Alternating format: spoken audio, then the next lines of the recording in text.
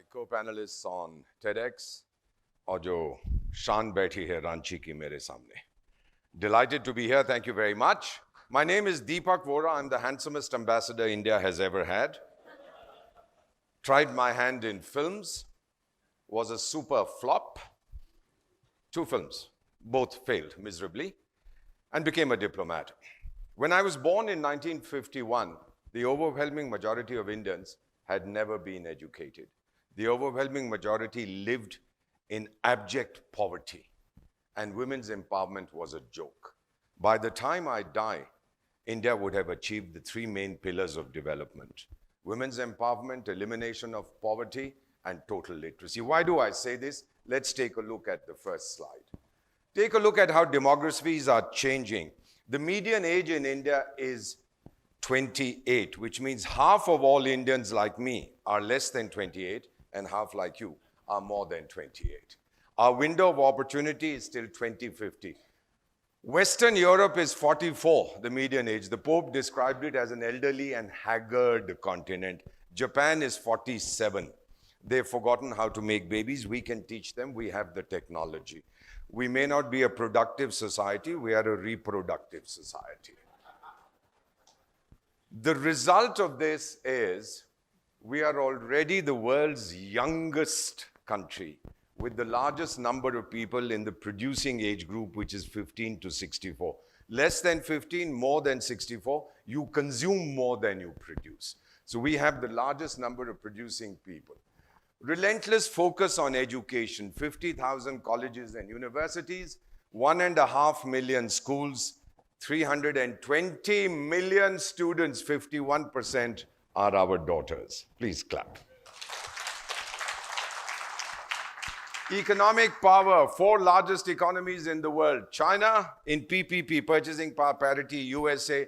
Number 3, India. Number 4, Japan. Where is Europe? Missing in action.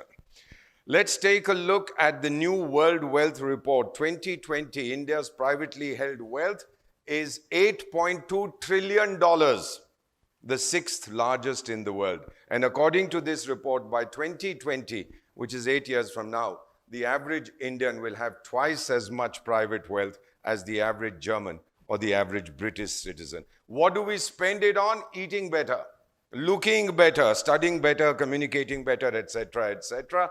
When I say looking better, 650,000, for those who are not familiar with India, 650,000 towns and villages in India, and 15 million beauty parlors. So you can imagine how much money we spend on looking better, communicating better, 1.6 billion mobile connections for a 1.3 billion population, and 1 billion smartphones.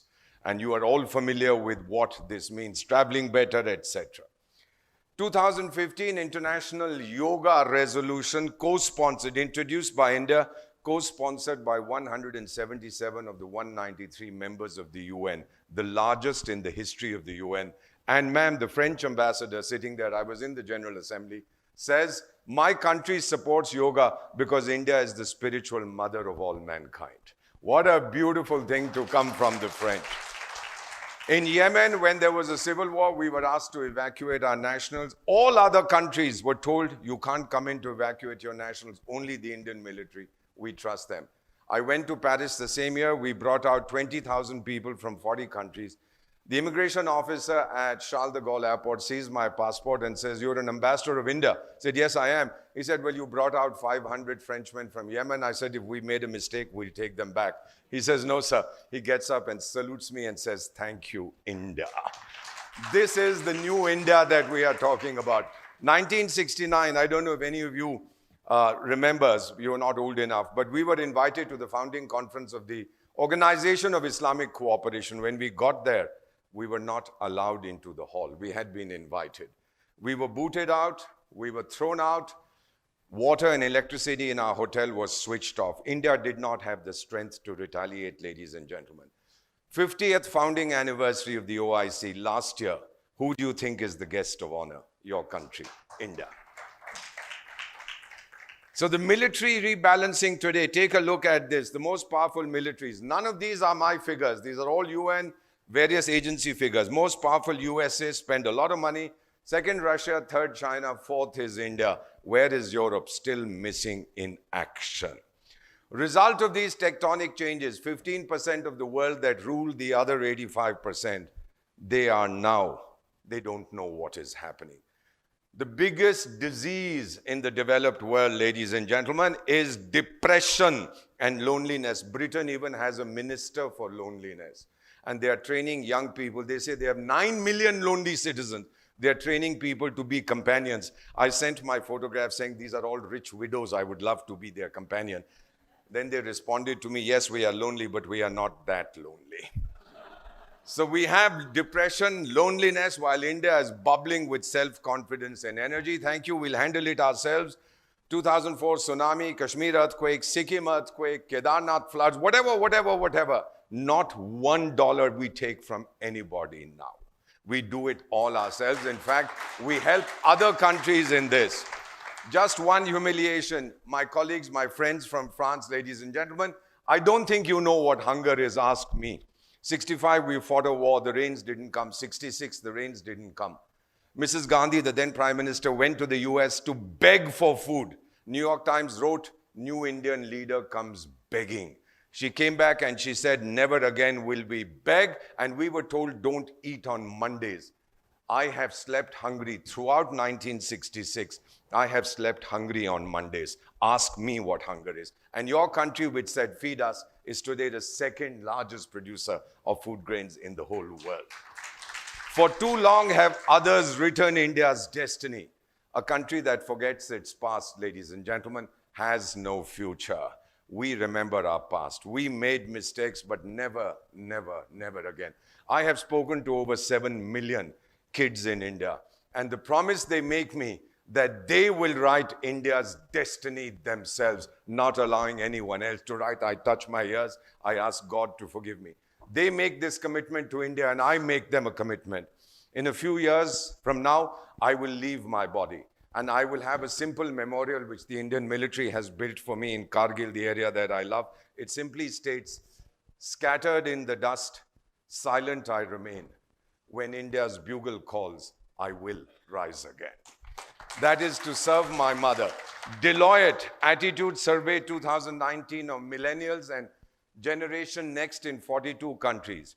Europeans are at the bottom of the list when it comes to optimism amongst youth. Number 1 in the list, you can Google it, is India. And Goldman Sachs says India's story will be shaped by its 450 million Gen Next, Gen Z, the post-millennial generation. Sheer size of India's youth, combined with improved education and sustained growth, will make it one of the most compelling stories. Here is a book, ladies and gentlemen, Our Time Has Come, written by an American diplomat about how India is shaping its place in the world. And by the way, this book is very popular in Pakistan. So as an Indian, have faith and confidence in ourselves. Do not allow cynicism to affect us. If you have to be afraid of fear. हम कहते हैं ना, डरना है तो डर से डरो, क्योंकि डर के आगे जीत है. Be the change you want to see. Somebody asked the great Mahatma, how do I change the world? He said, begin with yourself. His name was Mohandas Karamchand Gandhi.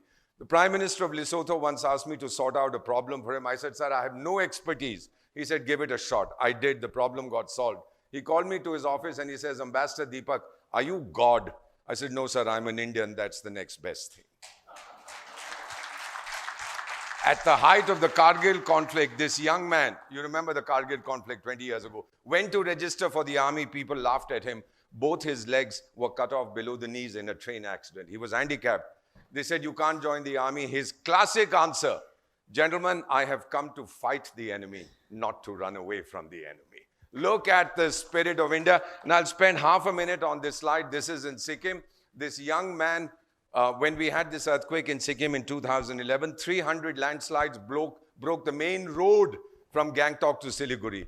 We asked international experts. They said it's going to take you at least 6 weeks to repair these 300 broken portions of the road. We asked the Border Roads Organization. We could not wait for 6 weeks. I was there with my Doordarshan team filming the repair and the rescue effort.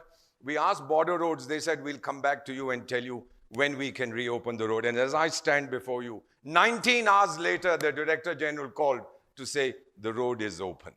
19 hours versus whatever the figure was being given to us.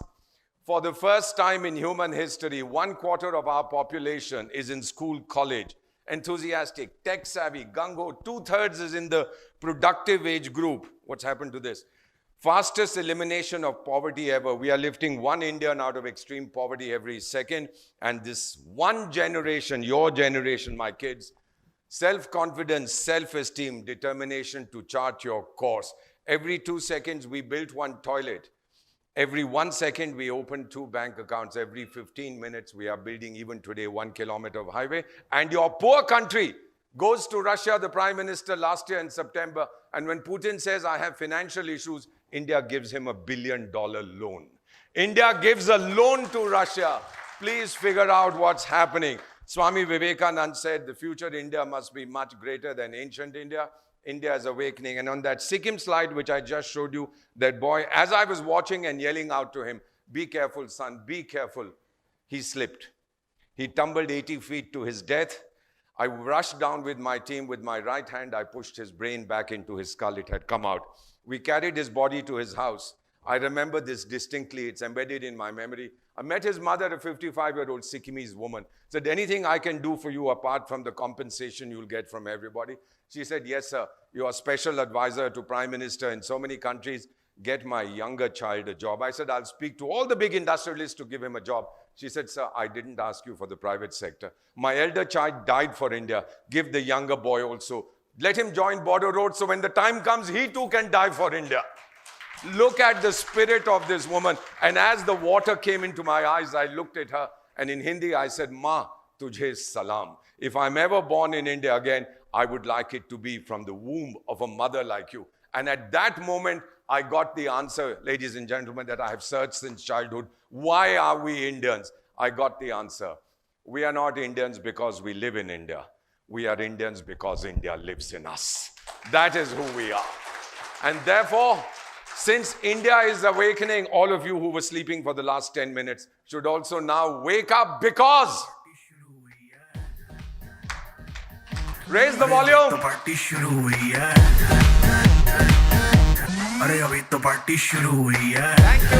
much. Please stand and applaud if you have liked this. Thank you. अरे अभी तो party शुरू हुई है